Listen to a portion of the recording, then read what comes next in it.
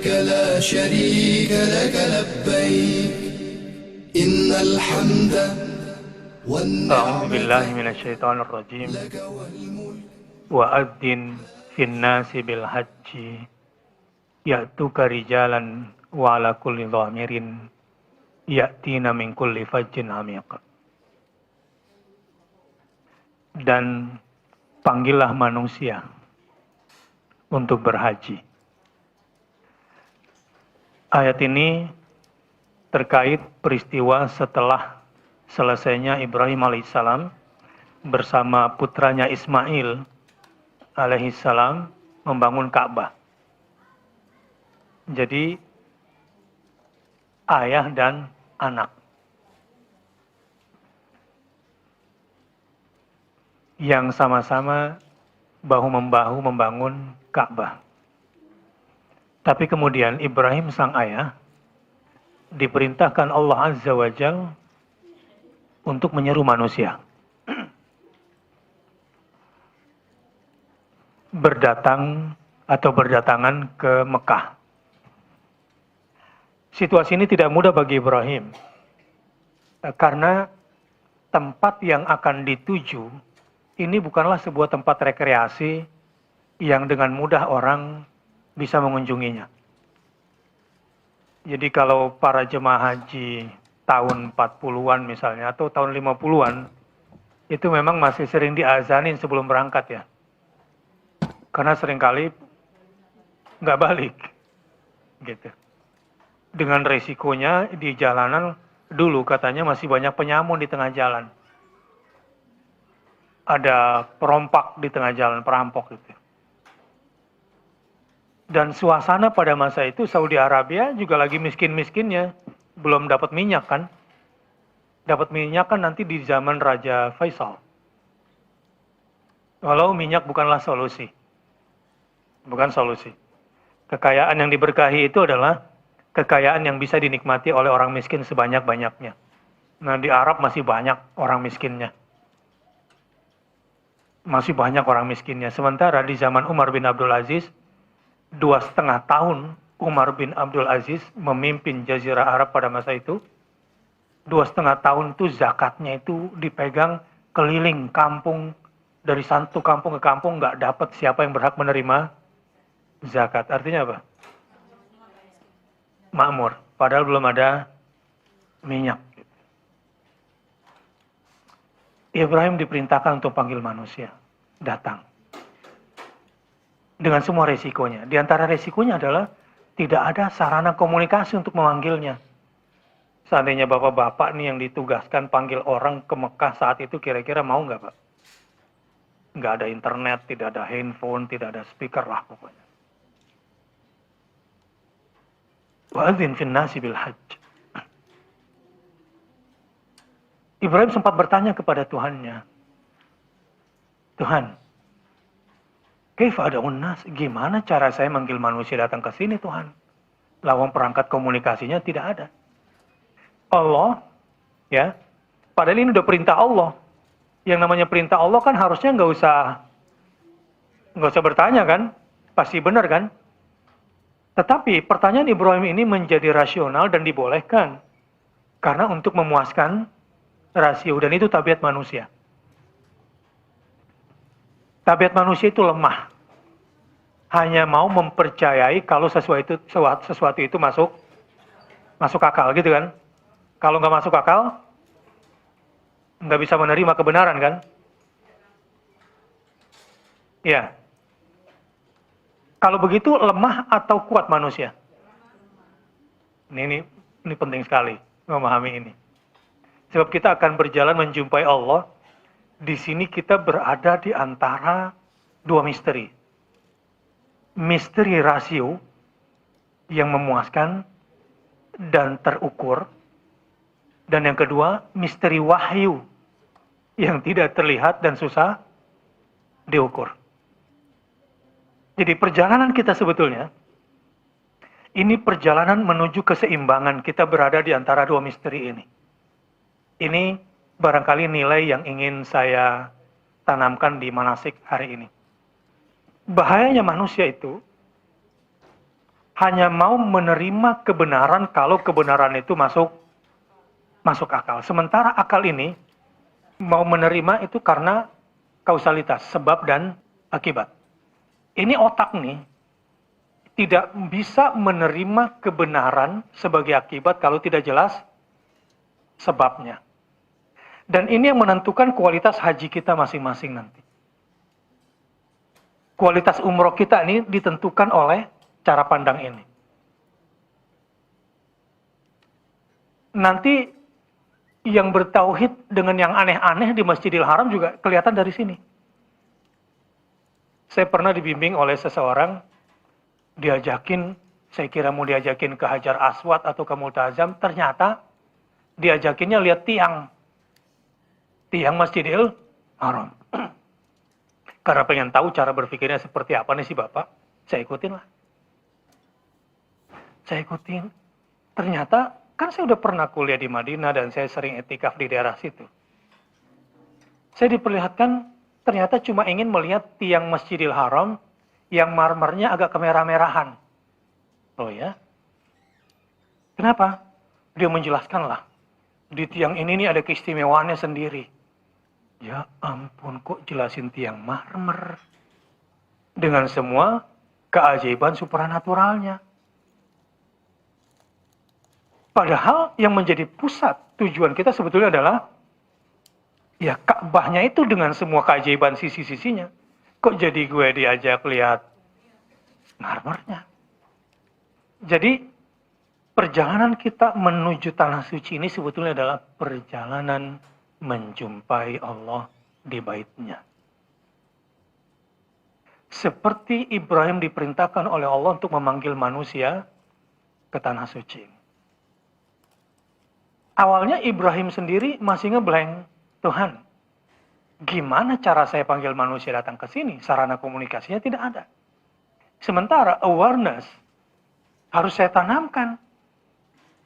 Kesadaran harus saya tanamkan kepada orang yang saya panggil supaya mereka datang ke sini. Secara hukum kausalitas, yang namanya orang itu mau datang itu kan kalau ada ketertarikan. Iya kan?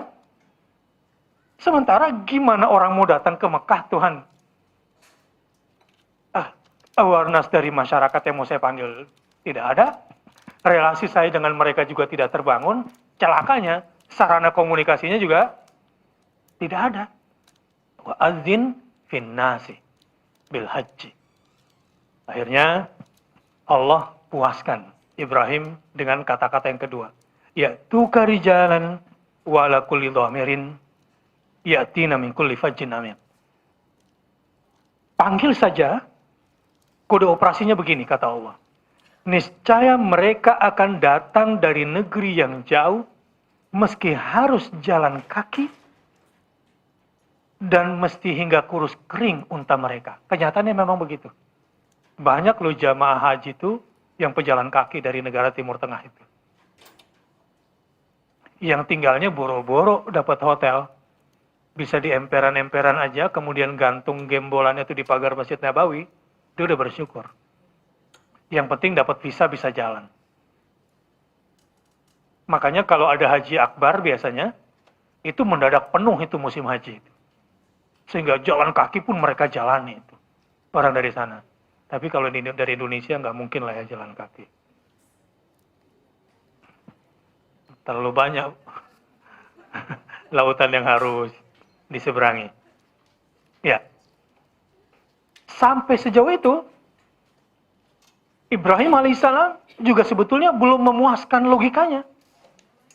Kok bisa ya Tuhan ya, dari negeri yang jauh, jalan kaki, bahkan kurus kering untanya, kok mau datang ke sini? Itu sama dengan kita juga sebetulnya. Iya juga ya, kita kan udah berkali-kali kok mau datang ke sana ya. Pasti punya motif yang beda-beda satu sama lain. Tapi pada titik tertentu memang kita akan mencapai sesuatu. Ibrahim alaihissalam juga mengalami proses berpikir itu. Proses spiritualitas seperti itu. Sampai Allah perlu yakinkan dia. Kode operasinya, ya tukari jalan. Wa ala kulli dhamirin. Ya tina min kulli fajjin amir. Ibrahim, tadi kan komplainnya Apa iya orang mau datang ke sini? Sarana komunikasi aja kagak ada. Awareness saja mereka belum punya, kok mau datang ke sini? Ini sebetulnya saya juga lagi memancing Bapak dan Ibu untuk mencari alasan. Apa alasannya mau pergi ke sana? Karena itu akan menjadi dasar niat. Besar kecilnya niat akan menentukan perolehan pulangnya nanti. Ini kewajiban saya di sini. Khawatirnya ini ada traveling terselubung gitu. Khawatirnya ada perasaan-perasaan permukaan yang didukung oleh dana yang cukup dan waktu yang luang, berangkat aja daripada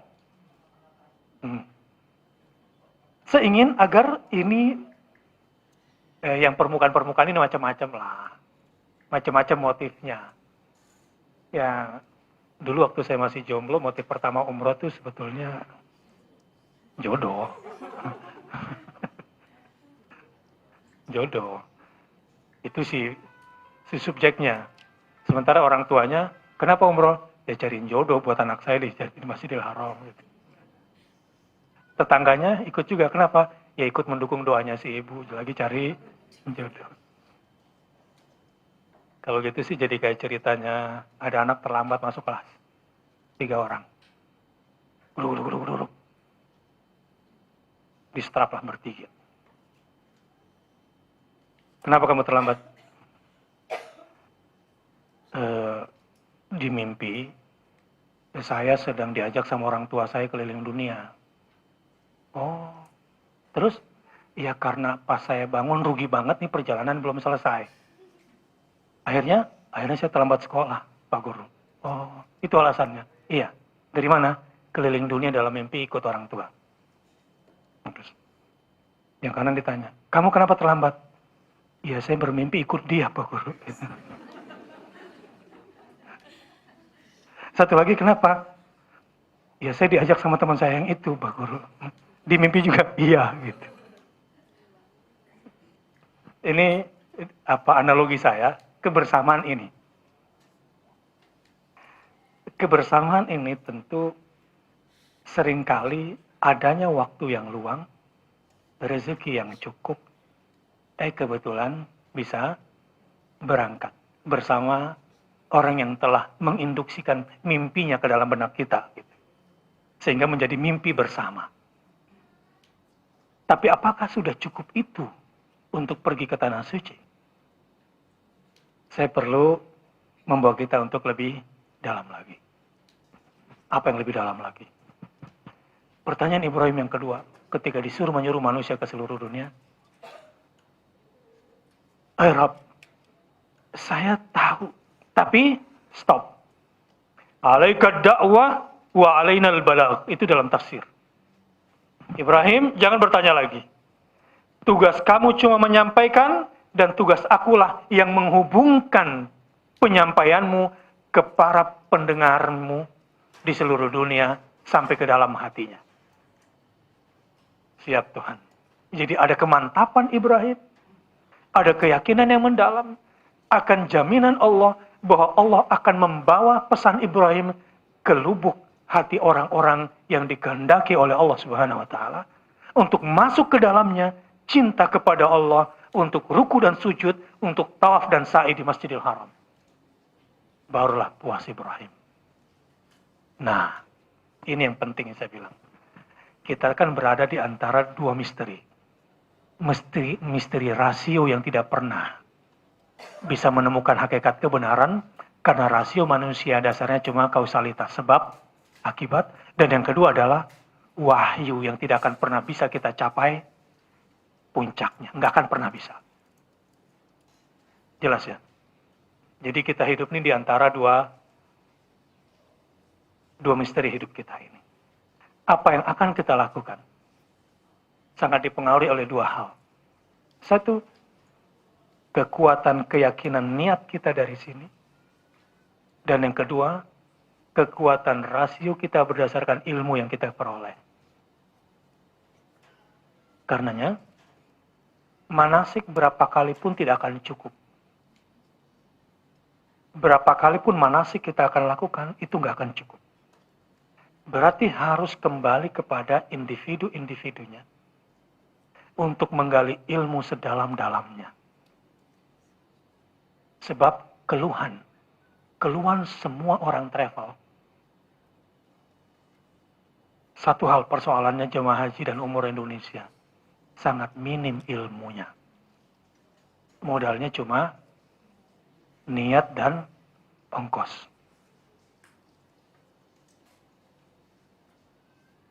Ya, ini faktanya. Harusnya orang pulang haji itu kalau zaman kemerdekaan memberikan perubahan pada bangsa kan.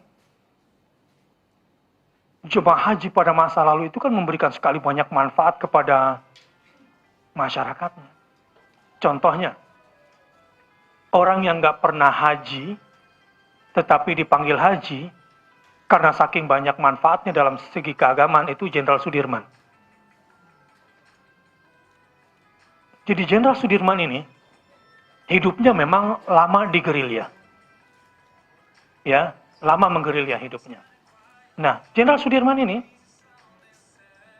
kemudian di tempat di mana beliau singgah itu diadakanlah kajian-kajian agama untuk memompa semangat jihad.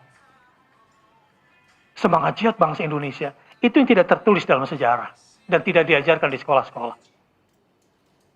Apa?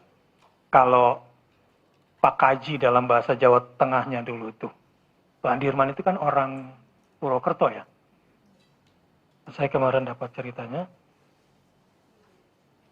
Jadi karena saking manfaatnya secara keagamaan bagi orang sekitarnya, sehingga dia dipanggil Pak Haji. Padahal beliau tidak pernah haji. Itu Jenderal Sudirman. Dan beliau lah yang mengkonsolidasikan Hizbullah dengan fisabilillah, sebuah kekuatan rakyat pada masa itu. Dan kemudian Jenderal Sudirman lah yang merajut kekuatan Hizbullah dan fisabilillah ini dengan pesantren-pesantren di mana beliau kunjungi, dan di situ kemudian ditarik garis jihad fisabilillah untuk membebaskan Indonesia. Sampai lupa pergi haji. Tapi dipanggil Pak Haji.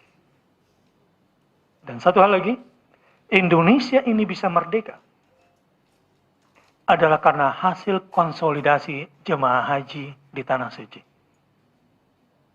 Saya, waktu kuliah di Madinah tahun 90, banyak bertemu dengan orang-orang tua masa lalu, orang Indonesia yang di sana, yang menceritakan tentang kemerdekaan Indonesia, tapi tidak tertulis dalam sejarah. Itulah karenanya Snokogro-nya berkepentingan melarang umat Islam pergi ke Tanah Suci. Sulit.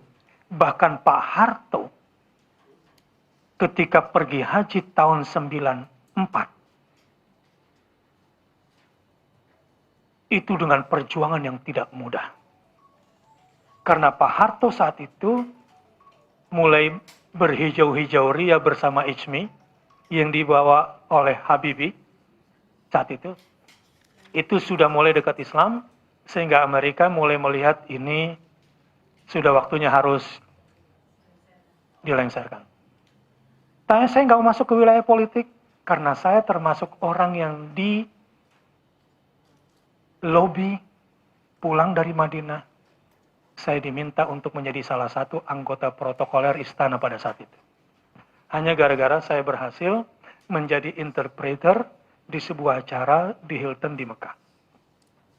Dan kepala rumah tangga itu bilang sama saya, kita masuk bareng-bareng, kita hancurkan berhala yang ada di Cendana. Dan itu sudah mulai, dan Pak Harto sudah mulai mengarah ke sana. Saya ingin katakan begini, ternyata dari beliau ceritanya untuk bisa pergi haji saja itu susahnya setengah mati. Kenapa? Karena kalau orang sudah pergi ke Tanah Suci, satu kata kunci yang harus dia miliki, jiwanya menjadi bebas, merdeka dari berbagai macam penindasan, karena akar daripada kolonialisme, kemusyrikan, otoritas di luar Allah Subhanahu wa Ta'ala itu tidak ada lagi. Otoritas yang harus ditaati cuma Allah dan Rasulnya. Dan kalau manusia sudah punya itu di dalam jiwanya, bahaya, tidak bisa ditindas. tidak bisa diperbudak. Bahaya manusia dalam kondisi seperti itu tidak bisa dikendalikan secara keduniaan. Nah, inilah yang menyebabkan kenapa jemaah haji, jemaah umroh pada masa lalu bermanfaat bagi orang banyak. Simpelnya membuat Indonesia bisa merdeka. Karena mereka bebas dari kemusyrikan. Artinya apa? Dia tidak mau ada otoritas-otoritas di luar Allah dan Rasulnya. Dia tidak mau ada kekuatan yang mendikte dirinya jika itu tidak sejalan dengan Allah dan Rasulnya. Dia tidak mau terikat pada ikatan-ikatan semu yang tidak membuat dia bisa menjumpai Allah dan bisa menjumpai Rasulnya Sallallahu Alaihi Wasallam. Ini sebetulnya misi utama kita pergi umroh. Segmen 1 selesai. Ini misi besar perjalanan kita pergi umroh ini. Dan karenanya nanti diskusi bisa kita perluas. Mulai dari cara beribadah, kita harus lepas dari berbagai macam bentuk ibadah tradisi yang di luar otoritas Allah dan Rasulnya. Kedua, kita harus keluar dari berbagai macam bentuk pemikiran dan ideologi yang itu sudah terlanjur ada dalam benak kita, padahal itu bukan bersumber dari otoritas dari Allah dan Rasulnya, bukan dari Al-Quran dan As-Sunnah. Sebab selama masih ada kesyirikan di dalam diri kita, nggak mungkin Allah sebagai tuan rumah di rumahnya itu mau menjumpai kita. Hanya yang diterima Allah saja yang bisa mendapatkan kehormatan sampai ke rumahnya. Saya ingin bilang, di tingkat basic, mudah-mudahan Bapak dan Ibu adalah orang yang dipilih oleh Allah dan diterima oleh Allah bertamu di rumahnya, di baitnya. Itu juga harus ada di dalam benak. Ingat ya, kita ini pergi umroh, kita ini sedang ingin bertamu, menjumpai Allah di rumahnya. Hati-hati. Ada orang berkunjung ke rumah Allah, tapi nggak diterima sama Allah. Na'udzubillah. Saya ulangi. Ada orang berkunjung ke rumah Allah, di rumahnya, tapi tidak diterima oleh Allah.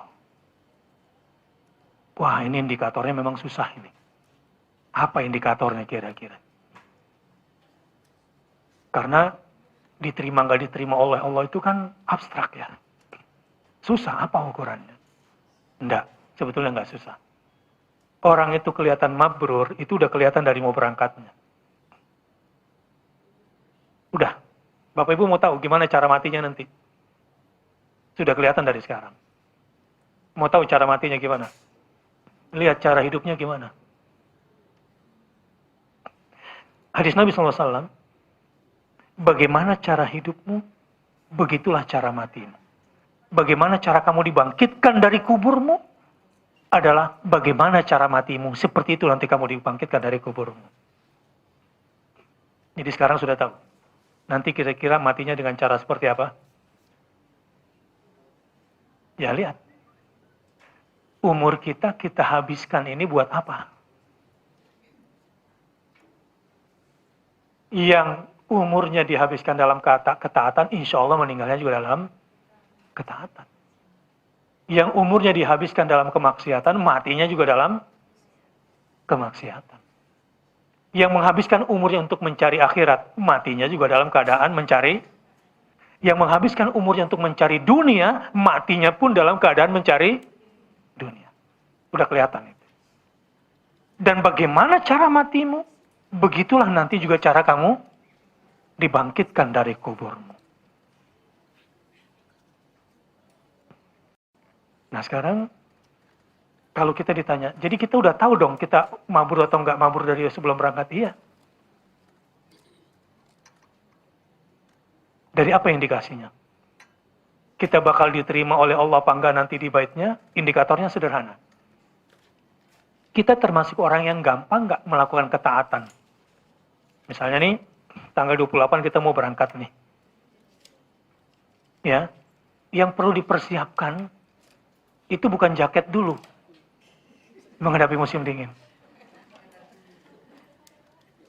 Ya, karena Allah nggak menilai jaketnya.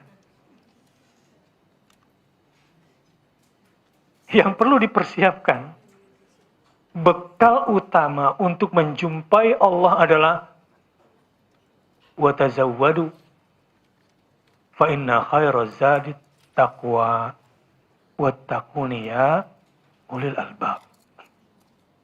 Bekal paling penting agar kita bisa diterima oleh Allah di rumahnya nanti adalah bekal takwa.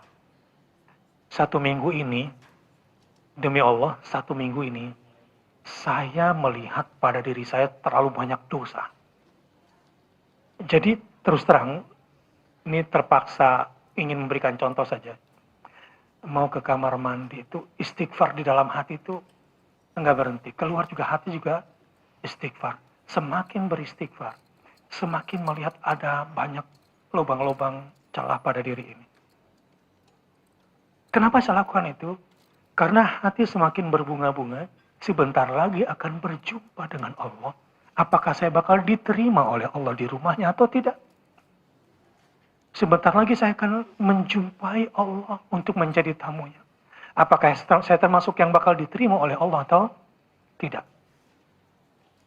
Bagi yang sudah terbiasa umroh, mungkin merasa sudah hafal.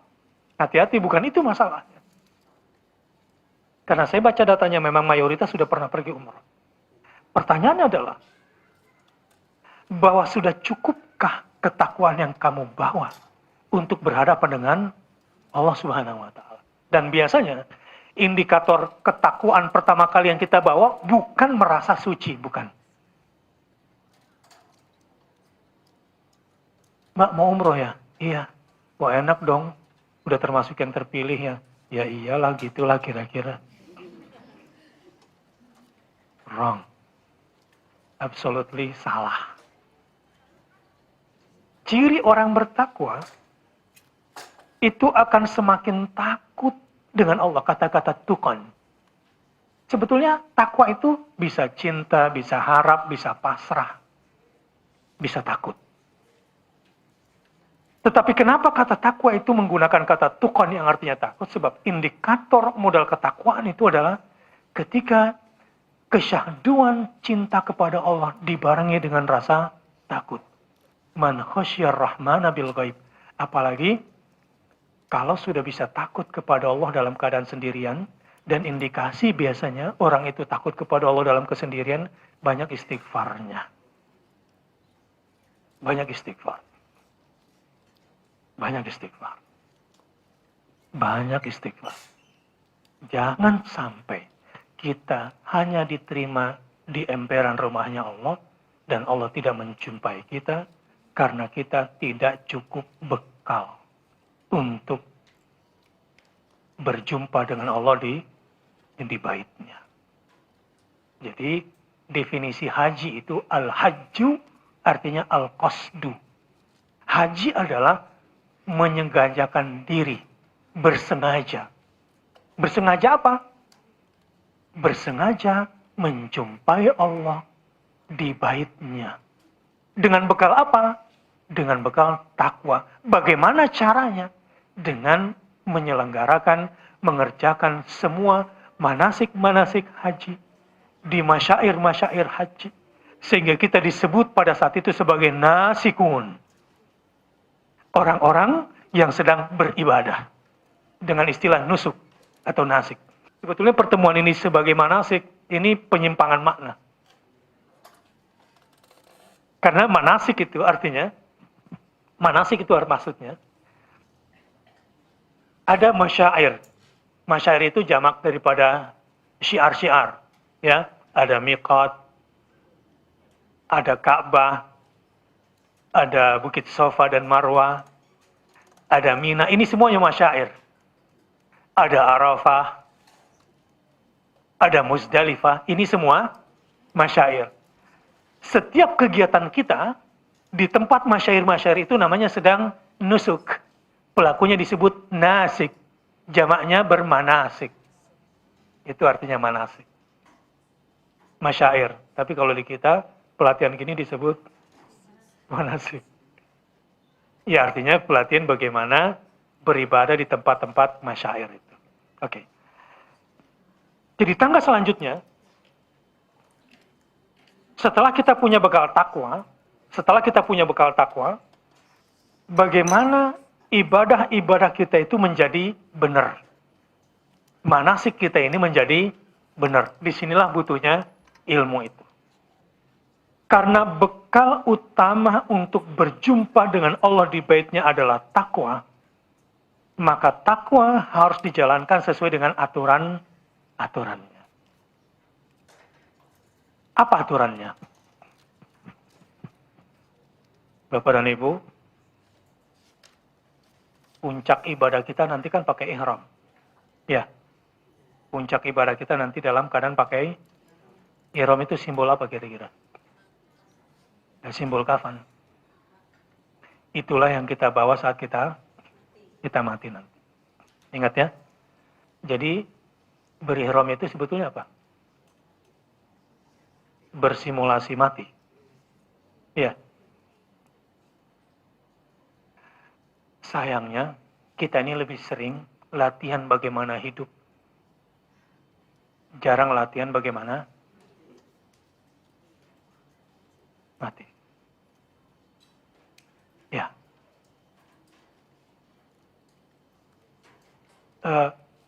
Cara berpikir yang nggak komplit itu membuat ma gharraka bi rabbikal karim allazi khalaqaka fasawwaka fa'adalak. Lihat, wahai manusia, apa yang membuat kamu lalai mengingat Tuhanmu yang telah banyak berbuat baik kepada kamu? Kok kamu bisa lalai mengingat Tuhanmu, wahai manusia? Jadi kita pergi umrah, puncak ibadah kita nanti berihram ini sebetulnya adalah utamanya bagaimana kita berhadapan dengan Allah yang puncaknya harus melewati pintu kematian itu. Itu puncaknya. Jadi insya Allah ada dua jenis perjumpaan dengan Allah nanti. Perjumpaan dengan Allah di dunia dan perjumpaan dengan Allah di akhirat. Di dunia ini gaib, nggak mungkin kita bisa melihat fisiknya. Tapi untuk melihat fisiknya nanti setelah kematian, itu ayanan, kita bisa melihat dengan mata. Kalau terpilih. Nah dari sini, sekarang manasiknya, saya akan persingkat. Berarti, bekal yang harus kita bawa ketika kita berumrah nanti ini adalah persiapan sukses berjumpa dengan Allah dalam keadaan hidup dan sesudah mati. Perjumpaan dengan Allah di dunia itu lewat kalbu. Tapi perjumpaan dengan Allah nanti di akhirat itu bisa melihat langsung. Kalau begitu, orang yang mabrur nanti di umrahnya adalah orang yang selalu merasakan kebersamaan atau perjumpaannya selalu dengan Allah Subhanahu wa Ta'ala lewat kalbunya ini. Nah itu kelihatan nanti dengan zikirnya, tilawahnya, ibadah-ibadahnya, dan ketaatan-ketaatannya. Yang muda jangan sombong. Nanti kelihatan di sana siapa yang lebih hebat. Jangan meremehkan nenek-nenek. Jangan meremehkan. Di situ kelihatan orang kuat dan orang lemah. Di situ kelihatan. Kelihatan banget nanti di situ. Saya sering memperhatikan, ternyata ibu ini jauh lebih kuat dari saya. Ya. Ceritanya begini. Saya punya seorang teman, itu sekarang menjadi pengurus masjid dan sangat taat. Tapi dia pengagum ibunya. Kenapa? Dia curhat ke saya. Ustaz, saya itu kalau dibangunin sama ibu saya, dari SMU sampai saya kuliah, kalau saya dibangunin sama ibu saya tuh dalam keadaan pakai mukena. nggak pernah saya dibangunin sama ibu saya dalam keadaan tidak pakai mukena. Seingat saya, setelah saya balik itu. Dan biasanya, kalau saya mau wudhu, itu di atas sejadah ibu saya tuh, Qurannya sudah agak miring posisinya, tasbihnya juga udah berantakan, berarti ibu saya sudah ngapain tuh sebelumnya. Bagi dia berkesan sampai setua ini. Lalu, saya tuh setiap jalan, malu banget sama ibu saya ke tempat wudhu. Ibu saya yang tua itu udah bangun dari malam dan gampang banget, sementara saya yang kuat ini kok malah susah. Ya, memang masjid itu jauh jaraknya, hanya bisa ditempuh oleh hati yang khusyuk. Itu masjid. Para pelari maraton dan sprinter pun susah. Jarang yang sampai ke masjid larinya. Jarang. Yang jauh bisa dia tempuh, tapi ke masjid, lebih jauh lagi. Nah, nanti orang-orang yang berbakat mabrur umrohnya sudah kelihatan dari sini. Ketakwaannya, ibadahnya, persiapan untuk menjumpai Allah itu lebih kencang daripada jaket, shawl, apalagi. Dan lain-lainnya. Ini bekal utamanya. Yang kedua, nanti kita ini kan umumnya ke Istanbul dulu. Ya. Lalu kemudian ke Mekah. Nanti kita akan mikotnya di atas pesawat, di Alam-Lam. Di Alam-Lam, jadi ibu-ibu nanti dari Turki udah pakai ihram aja langsung.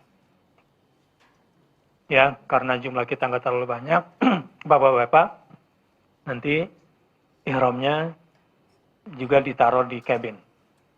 Yang cowok ini semua. Ya, kita ganti, ya nggak usah terlalu demonstratif, semua ganti nanti pesawatnya oleng. Kalau kita serempak, jadi polanya ya pola soft aja lah, di kursinya aja. Gitu ya. Atau nanti jalan satu-satu, jangan bikin heboh gitu. Semua tiba-tiba berdiri jalan gitu kan. Nanti bingung pramugarinya. Yang kedua, niat umrohnya. Labbaika Allahumma umrah. Labbaik Allahumma labbaik. Labbaik la syarika laka labbaik. Innal hamda wan ni'mata laka wal mulk la syarika lak. Mendarat kita di Jeddah. Di Jeddah kita akan langsung ke Mekah. Oke. Baru kemudian kalau memang dikehendaki dan sudah siap semuanya, kita langsung umroh. Langsung umroh pada malam hari itu. Nah, sepanjang perjalanan jangan lupa bertalbiyah. Labbaik Allahumma labbaik. Labbaik la syarika laka labbaik. Dari Mekah ke Madinah, jadi di perjalanan ya hemat-hemat tenaga. Ya vitaminnya, kesehatannya mesti dijaga. Dan saling menjaga, saling melindungi, dan saling memenuhi kekurangan yang lain. Gimana, setuju nggak Pak? Agar kebersamaan ini selalu terjalin.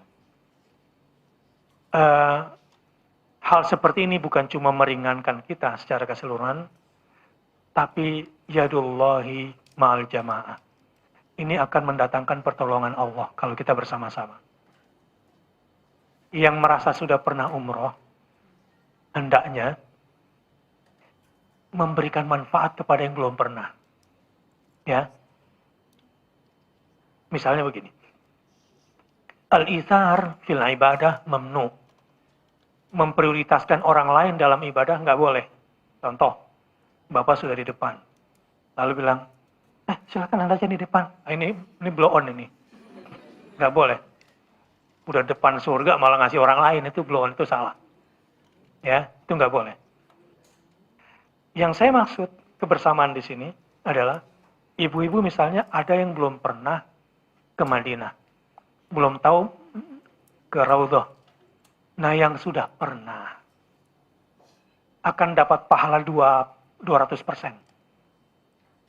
Ya, pulang dari Rasulullah. Kenapa? Pertama, dirinya sampai ke Rasulullah. Dua, mengajak orang sampai ke Rasulullah. Itu dapat semua yang didoakan oleh orang yang dia tolong, 100% pahalanya si pengantarnya dapat. Dan jatah orang itu tidak terkurangi. Nah, karenanya jangan pelit-pelit. Ya, sayang kalau kita beribadah sendiri, ngerjain sendiri, lama. Disinilah fungsinya berjamaah. Kalau sendiri dapatnya 1, kalau berjamaah dapatnya 27. Nah, begitu juga doa. Ketika kita berhasil mengajak ke Rasulullah orang yang belum pernah ke Rasulullah, semua doa yang dia mintakan, tentu yang baik-baik bagi kita, gitu ya, itu akan 100% ke kita semua. Itu hadisnya memang begitu. Man dalla ala khairihin falahu mislu ajri fa'ilihi. Barang siapa yang menuntun orang pada kebaikan, maka penuntunnya akan mendapatkan pahala kebaikan 100% seperti orang yang dituntunnya itu.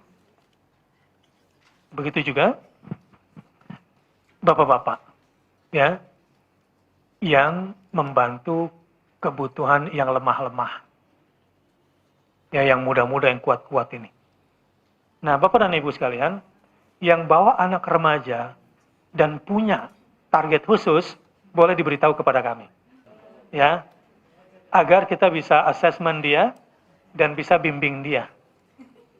Jadi secara khusus maunya anaknya mau digimanain nih dalam perjalanan ini, ya, secara bimbingan nanti kasih tahu ke saya dan kemudian ke ustadz yang lain, kita ngobrol. Jadi ada saatnya, misalnya kalau dia laki-laki, oke, nanti sholat bareng sama kita, ya, dekat saya selama perjalanan kita bisa treatment dia, atau dia punya persoalan kita bisa healing dia, gitu ya. Ini jangan ragu-ragu. Ya, nanti itu kita akan kondisikan suasananya. Untuk teknis pada saat umroh, ya kami berharap dan mudah-mudahan Allah memberikan kekuatan kepada diri kami. Amin. Karena saya merasa bahwa ada kelemahan. Jadi kalau misalnya qadarullah kami tidak bisa meneruskan dalam ini, mudah-mudahan saya bermohon hanya bisa meneruskan dalam umroh itu. Kami kan harus menggunakan kursi roda. Nah, itu kan tentu kan tempatnya berbeda. Itu nanti bagaimana pelaksanaannya? Akan ada yang ngawal, insya Allah ada guide kita yang tidak akan melepaskan ibu, ya, di sa'i maupun di tawaf akan dikawal terus, ya. Tapi kita doakan insya Allah sehat-sehat. Ya, semua ibu tetap berprasangka baik, ya, berprasangka baik saja. Sebab di Masjidil Haram memang unik. Ada satu cerita. Ini mudah-mudahan memotivasi kita semua. Seorang kakek sudah 40 tahun konsisten, nggak pernah mau tinggalkan sholat jamaah di Masjidil Haram. Ini diwawancari oleh sebuah televisi di Arab. Pada tempat tinggalnya itu jauh dari masjid. Oke. Lalu diwawancari si kakek ini.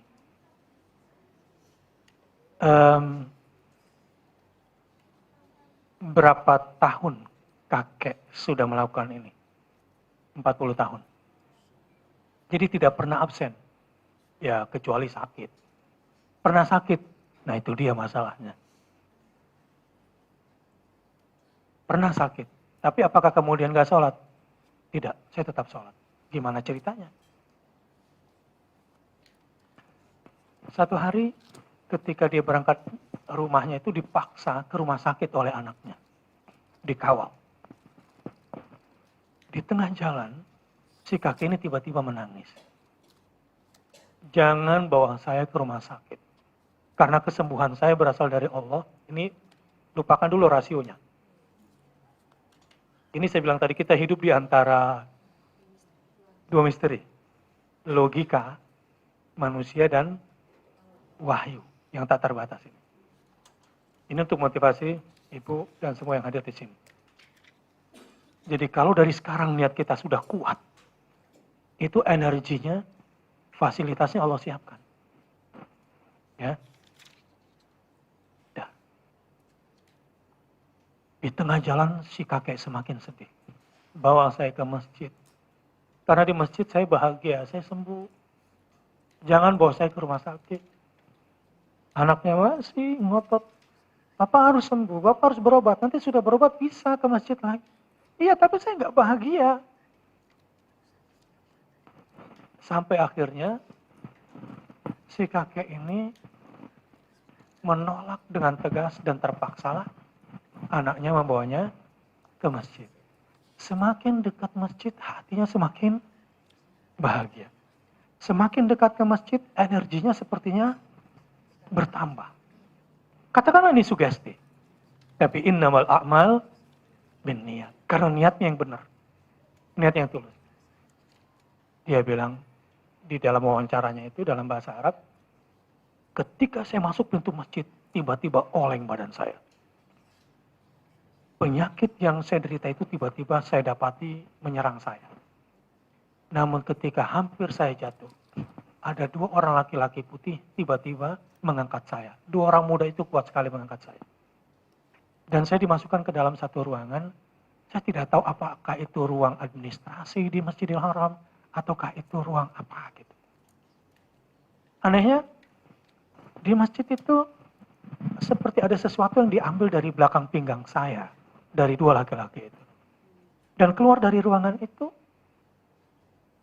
hilanglah semua penyakit saya. Dan jadi selama ini saya tidak pernah tinggalkan sholat jamaah.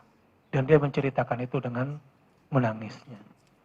Keajaiban hanya terjadi pada kekuatan keyakinan. Pada kekuatan keyakinan. Tapi ketika kita sudah mulai lemah dengan semua rasio-rasio kita kemudian negative thinking. Karena rasio kita ini seringkali dengan hitung-hitungannya enggak progresif keyakinan. Kadang malah menurun keyakinan dan semakin terlalu percaya kepada diri, kurang percaya kepada Allah. Terjadi. Seorang nenek, waktu berangkat memang sakit. Saking cintanya anaknya, secara rasional, diutuslah seorang pembantu untuk mengawal si nenek. Kejadiannya, ini di rumah sakit Ajiat. Jadi Ajiat itu di belakang guest house. Arah ke Bab Maji di sana. Apa yang terjadi? Pembantunya itu yang sakit selama musim haji. Dan yang bolak-balik ngurusin makanan ya si nenek yang tadinya dikawal itu. Kenapa? Rupanya si nenek ini sangat kuat keyakinannya. Bilang sama anaknya, enggak usah. Ya kalau mau dikirimkan, niatkan saja untuk mengumrohkan pembantumu. Menghajikan pembantumu. Jangan karena kasihan, jangan. Sebab niatnya kurang kuat nanti pengawal nenek ini. Umrohkan atau hajikan dia, mantapkan untuk menghadap Allah Subhanahu wa Ta'ala. Saya dijaga Allah di sana, gitu. Ya, tapi karena niatnya si anak dan niat si pembantu yang ngerasa muda dan kuat ini untuk ngawal, gayanya gitu kira-kira, yang satu punya uang, yang satu tenaganya kuat, malah berbalik ceritanya. Jadi, ini sekali lagi merupakan salah satu output penting yang harus kita peroleh ketika kita berhaji. Ketika kita berumrah. Adalah keyakinan kepada janji Allah. Kekuatan untuk senantiasa membenarkan Allah. Ini yang paling penting. Ada 2 hal yang harus kita jadikan target supaya kita bisa berjalan di antara 2 misteri ini dengan baik. 1, yakinlah pada janji baik Allah dan takutlah pada ancaman Allah. Ini puncak keimanan. Kalau kita sudah punya 2.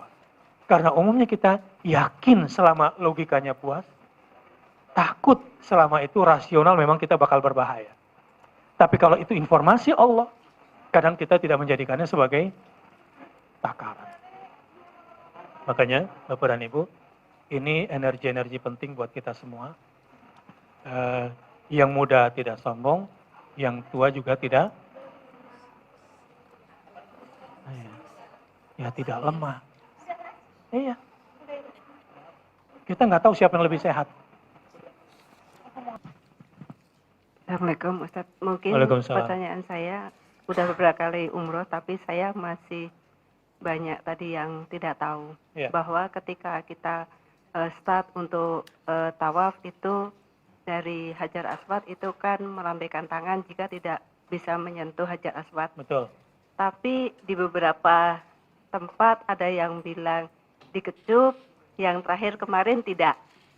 Pertanyaan satu itu. Yang kedua, juga mengenai Hajar Aswad bahwa wanita itu tidak disunahkan untuk mencium Hajar Aswad. Mungkin itu aja Ustaz. Jadi apa yang harus kita lakukan kita saat itu ngecium dulu atau tidak, dan ketika kita sudah dekat Hajar Aswad apakah wanita sebaiknya nyium atau tidak gitu. Itu terima kasih. Baik.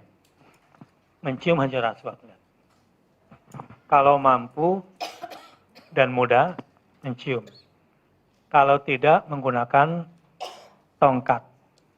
Kalau tidak menggunakan tongkat cukup melambaikan tangan. Nah, pertanyaannya, seandainya pakai tongkat itu harus cium-cium bagian mana tongkat itu kira-kira? Artinya, yang melambaikan tangan boleh mencium, boleh tidak. Jadi kalau ibu misalnya cukup melambaikan tangan, Bismillah, Allahu Akbar, juga sudah cukup. Tapi kalau ada yang mencium, jangan disalahkan. Ya, Bismillah, Allahu Akbar. Ya, tapi itu tadi analoginya diantaranya kalau seandainya pakai tongkat, bagian mana tongkat itu yang dicium. Jadi kalau ada yang tidak mencium, itu juga dibenarkan. Ya, karena mencium itu kalau ada Hajar Aswad, kalau nggak ada cukup melambai saja. Ya, jadi nggak mencium. Tapi kalau yang cium ya biarin aja. Dan memang di antara beberapa mazhab ada juga yang gitu. Yang kedua, tentang perempuan. Kalau ada di antara ibu yang memang rasanya kok eman sudah sampai di sini tidak cium Hajar Aswad. Pertama, kalau memang kondisinya memungkinkan, kesehatannya ada, yang ngawal perempuannya juga ada, ya silahkan masuk dari sisi perempuan. Masuk, mencium. Itu sunnah. Tapi kalau dikira-kira itu bakal mendatangkan bahaya, tapi ini lagi-lagi tergantung pada niat dan persepsi ya. Tapi kalau kelihatannya kira-kira aduh badan saya begini kemudian gak bisa, ya nggak sunnah lagi jadinya, itu bisa jadi makruh. Ya, bisa jadi makruh kalau memaksakan diri. Sudah jelas-jelas sakit, tenaganya juga lemah, masuk ke Hajar Aswad itu jangan selesai tawaf lagi capek langsung masuk, wah itu gawat itu. Kondisi fisik lagi lemah. Saran saya kalau yang laki-laki mau ke Hajar Aswad, niatkan, tenaganya lagi fresh, kondisinya lagi memungkinkan, datang khusus buat Hajar Aswad. Karena kalau udah satu kali mental mau masuk lagi, itu energi sudah tinggal 50. Belum lagi semangat, dorongan jiwanya lagi. Jadi sekali masuk targetnya harus berhasil. Nah, karenanya sunnah dan tidak sunnahnya perempuan ke Hajar Aswad lebih dilihat pada kondisinya di lapangan. Bahkan bisa jadi makruh atau bahkan haram karena bayar sama joki. Cowok semua lagi. Kok sampai mencium Hajar Aswad aja pakai nyogok kayak begitu. Pakai joki. Jadi haram malah nanti jatuhnya itu. Karena itu sudah bertentangan secara syar'i. Setelah itu si jokinya juga meres lagi. Dia mintanya nggak tanggung-tanggung tuh, Bu. Ya, 250 real kalau kelihatan si ibunya ini berani ngelawan. Kalau enggak, tambah lagi dong. Ya. Ustadz mau tanya ya, karena saya kan udah sering umroh ya, tapi saya pinginnya yang sekarang ini bacanya astagfirullahaladzim aja, boleh nggak gitu? Bacanya apa? Bacanya astagfirullahaladzim, minta ampun sama Allah gitu, minta ampun aja, jadi di dalam tawaf 7 kali itu, minta ampun aja gitu. Iya isinya ya. Boleh nggak itu aja dibaca gitu? Bagus banget, nget. Iya. Karena cirinya orang yang mabrur umrohnya itu yang diampunkan dari dosa-dosanya. Justru itu yang dimintakan lebih banyak. Jadi prioritas doa di sana itu nanti satu, minta ampun dosa. Yang kedua, akhirat oriented. Dapat surganya dan dihindarkan dari sisa neraka. Itu dua kriteria orang mabrur itu. Jadi kalau ada yang cuma itu bacanya Astaghfirullahaladzim. Astaghfirullahaladzim. Atau ditambah wa atubu ilaih. Boleh. Atau ditambah alladzi la ilaha illa huwal hayyul qayyum wa atubu ilaih. Atau sayyidul istighfar. Allahumma anta rabbi la ilaha illa anta khalaqtani wa ana 'abduka wa ana 'ala 'ahdika wa wa'dika mastata'tu a'udzu bika min syarri ma sana'tu abu'u laka bi ni'matika 'alayya wa abu'u bi dzambi faghfirli. Kalau perlu diulang, faghfirli. Diulang, faghfirli. Mau 7 kali. Faghfirli, faghfirli, faghfirli, faghfirli. Fa innahu la yaghfiru dzunuba illa anta. Bagus sekali. Sangat bagus. Terus doa-doa yang lain? Doa yang lain itu banyak yang nggak perlu diminta, itu sudah terwakili sama istighfar. Contoh, Al-Hasan Al-Basri, seorang sahabat Nabi. Didatengin orang yang sedang susah ekonominya. Ya, susah ekonomi ini macam-macam deh. Semua yang terkait dengan ekonomi. Apa kata beliau? Istaghfirillah. Beristighfarlah. Terus datang lagi kelompok kedua. Dia bertanya soal apa? Soal keturunan. Ya, soal keturunan dia minta. Beliau bilang, istighfarlah. Kok istighfar lagi? Ini muridnya perhatiin nih. Kemudian, yang satu lagi, minta. Yang pertama tadi soal apa? Ekonomi. Kedua, keturunan. Ya, soal keturunan. Yang ketiga, ini Fakultus taghfiru rabbakum innahu kana ghaffara yursilis sama alaikum midrara wa yamditkum bi amwalin wa banin wa yaj'al lakum jannati wa yaj'al lakum anhara. Ada orang kesulitan ekonomi, kemudian apa tadi, keturunan, kemudian yang ketiga ini berkaitan dengan masalah apa sebetulnya berkaitan dengan rezeki. Ya, nanti saya kasih lihat ayatnya. Hasan Al-Basri bilang lagi, istaghfirillah. Setelah penanya ini semua pergi, muridnya komplain. Ya Syekh, si A minta, kamu kasih istighfar. Si B minta doa, kamu kasih. Si C minta ini, suruh istighfar. Gimana sih? Kayak gak ada yang lain. Alam tasma' qaulallah ta'ala. Tidakkah kamu mendengar perkataan Allah di dalam kisah Nuh? Faqultu astaghfiru rabbakum. Dan katakanlah kepada mereka, istaghfiru rabbakum. Minta ampunlah pada Tuhanmu. Yursilis sama alaikum midrara. Akan dicurahkan hujan dari langit. Berturut-turut dengan deras. Ini rahmat rezeki dari langit. Bukan cuma itu. Wa yumdirikum bi amwalin wa banin. Akan dibanyakan hartamu. Akan dibanyakan pula keturunanmu, pegawaimu, orang-orang baikmu. Wa yaj'al lakum jannat. Dan akan dibanyakan lagi kebun-kebunmu. Cabang-cabang bisnis barunya. Peluang-peluangnya dikasih baru lagi. Wa yaj'al lakum anhara. Bukan cuma kebun yang dikasih, sungainya pun dibuatkan oleh Allah Subhanahu wa Ta'ala. Jadi, kalau orang beristighfar itu sebetulnya terlalu banyak permintaan yang selama ini banyak, itu nggak perlu disebutin, sudah otomatis itu. Include. Jadi saran saya bukan cuma di tawaf. Nanti ketika bersujud di sana, berbanyak minta ampun. Misalnya setelah membaca Subhana Rabbiyal A'la wa bihamdi gitu, tambah. Subhanakallahumma rabbana wa bihamdika Allahumma gfirli. Biasanya saya baca itu minimal 3 kali atau bisa 10 kali, tergantung. Kalau jadi imam jangan 10 kali. Kasihan makmumnya.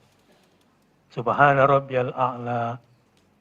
Subhanakallahumma rabbana wa bihamdika Allahumma gfirli. Karena ini bacaan sujud dalam riwayat yang lain. Intinya minta ampun. Subhanakallahumma wa bihamdika Allahumma gfirli. Sama-sama. Subhanakallahumma wa bihamdika Allahumma gfirli. Itu perbanyak di sujud. Minimal 3 kali. Semua yang kita minta itu sudah include ada di situ semua. Ustadz, sekarang ini kan banyak travel yang mempunyai moto umroh sunnah sesuai contoh Rasul. Ya. Nah, saya itu mungkin takut sudah dijelaskan tapi saya belum dengar, jadi saya ingin langsung dapat penjelasan dari Ustadz. Sebenarnya umroh sunnah sesuai contoh Rasul itu seperti apa? Baik. Dengan tidak bermaksud mendiskreditkan yang lain, seakan-akan yang lain tidak sunnah gitu. So, bahasa ini memang bersayap ini. Jadi ya kita berhusnuzon dengan yang menyelenggarakan itu ingin sesuai dengan sunnah. Tetapi bukan berarti yang lain juga tidak sunnah. Nah sekarang umroh yang sunnah seperti apa? Yang semua aktivitasnya itu ada dalilnya. Ya, yang nggak ada dalilnya jangan dipaksain. Itu yang dimaksud keluar dari sunnah. Baik, ibu-ibu dan bapak sekalian. Saya kira ini yang perlu ditanamkan kepada anak-anak. Ya, tentang ilmu. Al-ilmu qoblal amal. Ini pegang prinsip. Berilmu sebelum beramal. Ini rumusan ini penting sekali. Coba kita lihat orang beragama nih kalau ditanya, kamu kok seperti itu? Udahlah, yang penting kan amalnya. Banyak yang begitu nggak? Dalam beragama, kebanyakan orang menilai dari amal. Ini bahaya. Ada hadis bunyinya begini. Jadi kalau ingin implementasi sunnah. Ada hadis. Innar rajula la ya'malu bi amali ahlil jannah hatta ma yakuna bainaha wa bainahu atau bainahu wa bainaha illa ba'un aw zira'un fa yasbiqu alaihi alkitabu fa ya'mal bi amali ahlin nar fa yadkhuluha. Ada seseorang disebutkan seorang laki-laki beramalnya seperti calon penghuni surga sepanjang hidupnya. Di penghujung akhir hayatnya, tiba-tiba dia beramal seperti calon penghuni neraka. Artinya takdir mendahulunya. Dan langsung setelah itu dia meninggal. Akhirnya masuklah dia ke dalam neraka. Hadis yang selanjutnya. Wa inna rajula la ya'malu bi'amali ahlin nar hatta ma yakuna bainahu wa bainaha illa ba'un aw dhira'un fa yasbiqu alaihi alkitabu fa ya'mal bi'amali ahlil jannah fa yadkhulaha. Ada seseorang seumur hidupnya sepertinya calon penghuni neraka. Di penghujung akhir hayatnya tiba-tiba takdir mendahuluinya. Sesudah itu dia mengerjakan amalan seperti calon penghuni surga. Meninggal. Maka dia masuk surga. Terbalik ya. Jadi calon penghuni surga masuk. Calon penghuni neraka masuk. Hadisnya begini. Diterangkan dengan hadis lain. Ini supaya kita rajin mengikuti sunnah. Gambaran bahwa seseorang mengerjakan seperti calon penghuni surga maksudnya kelihatannya di mata manusia. Ya bedulin nas. Ini kayaknya ini orang baik gitu loh. Menurut, ternyata dia yang kelihatannya seperti orang baik ini enggak ada ilmunya berdasarkan agama, cuma moral saja. Budi pekerti saja.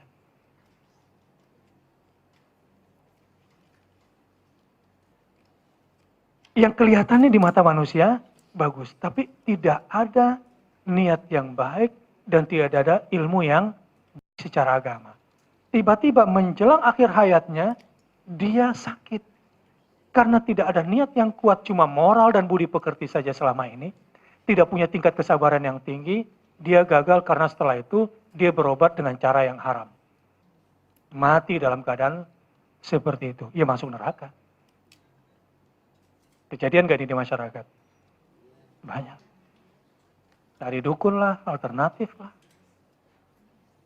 Yang udah baik selama ini hidupnya, hanya gara-gara tidak tahan sakit, tidak sabar terhadap takdir, mestinya ini pengampunan dosa, ke dukun. Meninggal dalam keadaan begitu. Sebaliknya, ada orang berbuat seperti calon penghuni neraka. Tapi di dalam hatinya, itu ada niat baik, ingin kembali kepada Allah. Ada ingin kembali kepada agamanya. Ada kekuatan ingin belajar agama.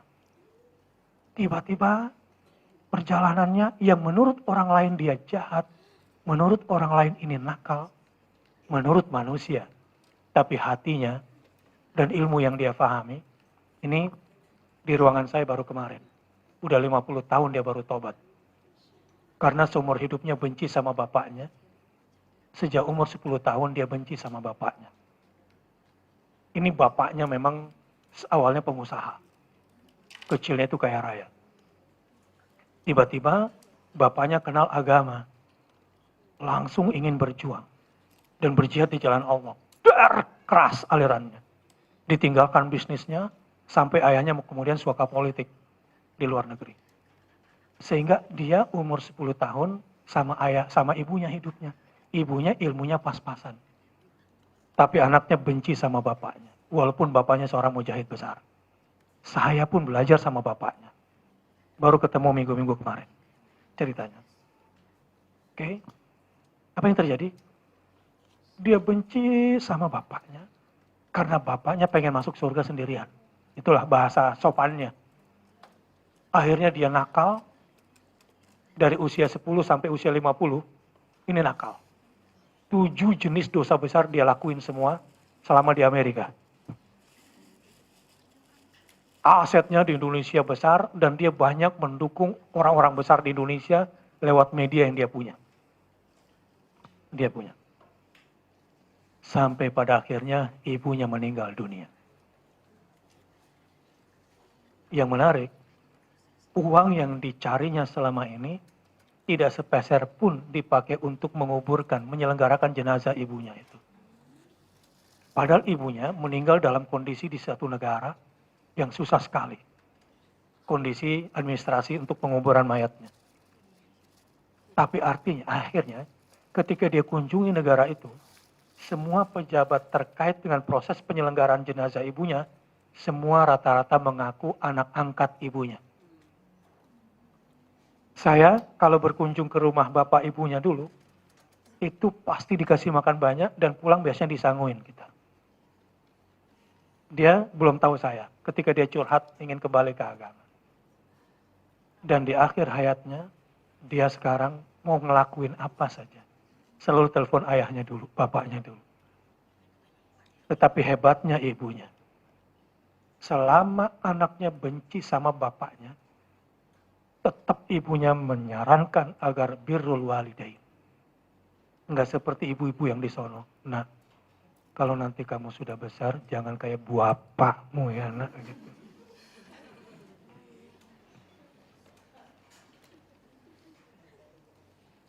Kan banyak tuh anak benci sama bapaknya. Gara-gara siapa? Emaknya sebetulnya yang provokasi. Sekarang luar biasa. Luar biasa, total. Kembali ke agama dan ingin hidup dan mati di jalan Allah Subhanahu. Dan sekarang dia mulai belajar lagi ilmunya. Dia belajar lagi hadis setiap hari. Dia cari lagi guru yang bisa mengajarkan dia Quran dan ilmu Quran. Karena sebetulnya hidup ini harusnya ilmu yang ini Ustadz. Yang inilah yang sejak kecil saya tidak diajarkan. Saya itu yang saya tahu ya ya belajar seperti orang sekolah, seperti orang kuliah, seperti orang cari gelar. Saya kira itu ilmu yang sesungguhnya. Ternyata ilmu yang sesungguhnya itu, yang sunnah itu.